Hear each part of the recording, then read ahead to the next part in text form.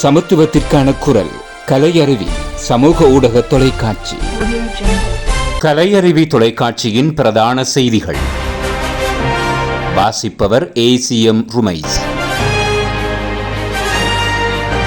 முதலில் தலைப்புச் செய்திகள். புதிய பிரதம நீதியரசர் சத்திய பிரமாணம். பாராளுமன்ற அமர்வு நாளை. ஆர்ப்பாட்டத்தில் கைதான நால்வருக்கு விளக்கமறியல். அதிபர் மற்றும் ஆசிரியர் பிணையில் விடுதலை. அவை இன்றைய தலைப்புச் செய்திகள். இனி விரிவான செய்திகள். ஜனாதிபதி அனுரகுமார திசாநாயக்கவிற்கும் சிறிய மற்றும் நடுத்தர அரிசி ஆலை உரிமையாளர்களுக்கும் இடையிலான கலந்துரையாடல் இன்று ஜனாதிபதி அலுவலகத்தில் நடைபெற்றது.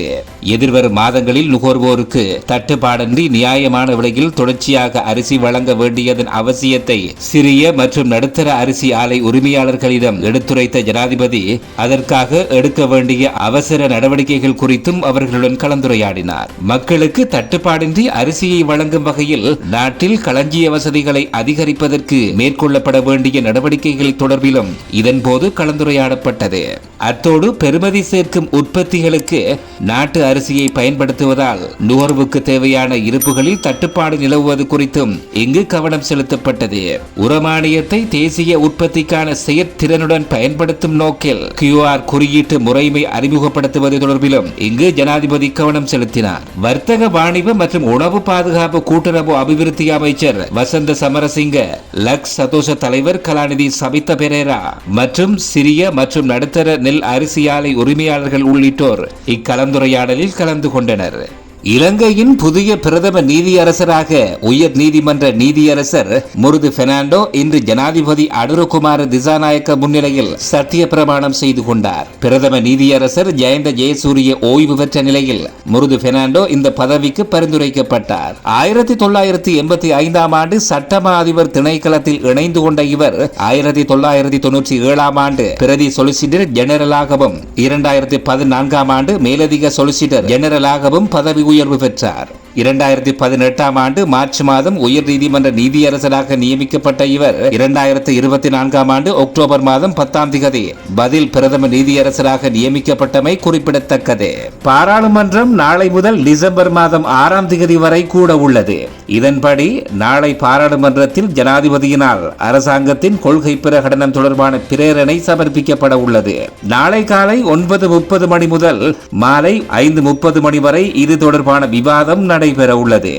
இசுருபாயவில் உள்ள கல்வி அமைச்சுக்கு முன்பாக இடம்பெற்ற ஆர்ப்பாட்டத்தின் போது கைதான 4 பேரை விளக்கமறியலில் வைக்குமாறு நீதிமன்றம் உத்தரவு பிறப்பித்துள்ளது.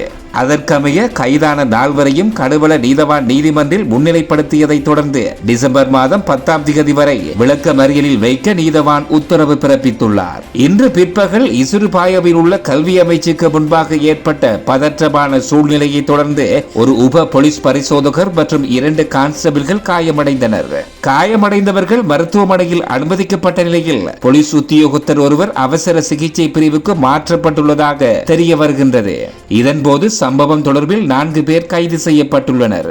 ஆசிரியர் சேவையில் பணியமர்த்தி நிரந்தர நியமனம் வழங்க கோரி அபிவிருத்தி உத்தியோகத்தர்களால் குறித்த ஆர்ப்பாட்டம் மேற்கொள்ளப்பட்டது. பின்னர் ஆர்ப்பாட்டத்தை கலைப்பதற்கு போலீசார் முற்பட்ட வேளையில் அங்கு ஒரு பதற்றமான சூழ்நிலை உருவாகியிருந்தமை குறிப்பிடத்தக்கது.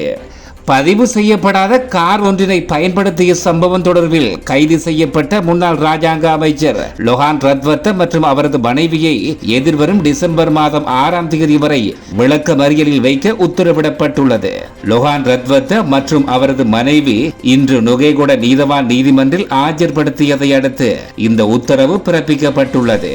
காரைதீவு மாவடிப்பள்ளி பாலத்தில் உளவு இயந்திரம் வெள்ளத்தில் கவிழ்ந்து விபத்துக்குள்ளானதில் அரபு கல்லூரி மாணவர்கள் 6 பேர் உயிரிழந்த சம்பவம் தொடர்பில் கைது செய்யப்பட்டு விளக்கமறியலில் வைக்கப்பட்டிருந்த நிந்தவூர் காசிபுல் உலும் அரபு கல்லூரியின் அதிபர் மற்றும் ஆசிரியர் ஆகியோர் தலா 2 லட்சம் ரூபாய் சரீரப்படையில் விடுதலை செய்யப்பட்டுள்ளனர். கடந்த 26ஆம் தேதி பிற்பகல் குறித்த மாணவர்களையும் இன்னும் சிலரையும் ஏற்றிக்கொண்டு சம்மாந்துறைக்கு சென்று கொண்டிருந்த உளவு இயந்திரம் மாவடிப்பள்ளி பாலத்தில் வெள்ளத்தில் சிக்கி கவிழ்ந்து விபத்துக்குள்ளானதில் அதில் பயணித்த மாணவர்கள் உட்பட 8 பேர் உயிரிழந்த நிலையில் சடலமாக மீட்கப்பட்டனர்.